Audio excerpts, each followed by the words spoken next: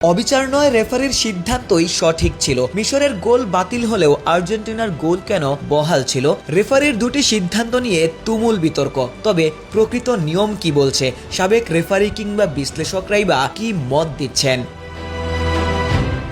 আর্জেন্টিনার বিপক্ষে মিশরের শেষ 16 ম্যাচ শেষে যে দুটি সিদ্ধান্ত ঘিরে সবথেকে বেশি আলোচনা, তার একটি 58 মিনিটে মিশরের দারুণ কাউন্টার অ্যাটাক থেকে মোস্তফাজ্জিকোর গোল বাতিল করা হয়। অন্যদিকে স্টপেজ টাইমে আর্জেন্টিনার জয়সূচক গোলের আগে মিশরের সম্ভাব্য পেনাল্টির আবেদন নাকচ করা হয়। প্রশ্ন উঠেছে, একই ম্যাচে দুই রকম সিদ্ধান্ত কেন? 58 মিনিটে মিশরের আক্রমণ থেকে বল জালে জড়ালো ভার রিভিউয়ের পর গোলটি বাতিল করা হয়, কারণ আক্রমণের শুরুতে মারওয়ান আতিয়া আর্জেন্টিনার ডিফেন্ডার লিসান্দ্রো মার্তিনেজকে ফাউল করেছিলেন, যা ভার শনাক্ত করে। আইএফএবি এর অ্যাটাকিং পজিশন ফেজের নিয়ম অনুযায়ী কোনো মুভের শুরুতে যদি কোনো ফাউল ঘটে এবং সেই আক্রমণ থেকেই যদি কোনো গোল আসে, তাহলে ভার সেই ফাউল শনাক্ত করে গোল বাতিল করতে পারে। মজুক বিরাট কারবার, জিতে নাও ফ্যামিলি কার, স্পোর্টস বাইক ছাড়াও লক্ষ লক্ষ নিশ্চিত গিফট। সাবেক রেফারি ও বিশ্লেষক জো ম্যাকনিক এই সিদ্ধান্তকে নিয়মসম্মত বলেই ব্যাখ্যা করেন। তার ভাষায়, আক্রমণাত্মক মুভে ফাউল থেকে যদি গোলের সৃষ্টি হয়, তাহলে সেই গোল বাতিল করার সুযোগ ভারের রয়েছে।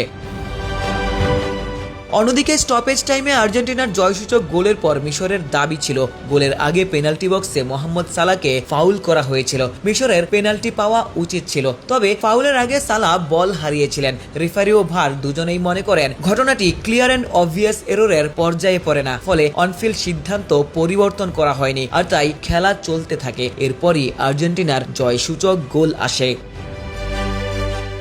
গোলের আগে অ্যাটাকিং পজিশন ফেজে কোনো ফাউল থাকলে ভার সেটি খুঁজে দেখতে পারে, কিন্তু সম্ভাব্য পেনাল্টির ক্ষেত্রে ভার তখনই হস্তক্ষেপ করে যখন রেফারির সিদ্ধান্তে সুস্পষ্ট ভুল রয়েছে বলে তারা নিশ্চিত হতে পারে। অর্থাৎ দুটি ঘটনাই ভারের আওতায় থাকলেও বিচার করার মানদণ্ড এক নয়। বিল্ড আপে ফাউল হয়, ভার মিশরের গোল বাতিল করেছে।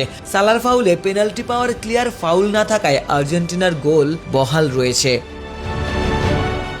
সব মিলিয়ে ম্যাচের ফল নির্ধারণে ভারের দুটি ভিন্ন ব্যাখ্যাই এই মুহূর্তে আলোচিত। তবে বিজ্ঞরা বলছেন নিয়মের মানদণ্ডে দুটি সিদ্ধান্তই সঠিক ছিল, যদিও সমর্থকদের কাছে এমন সিদ্ধান্ত আলোচিত বিতর্কে পরিণত হয়েছে। আশিক সারোয়ার, নিউজ 24।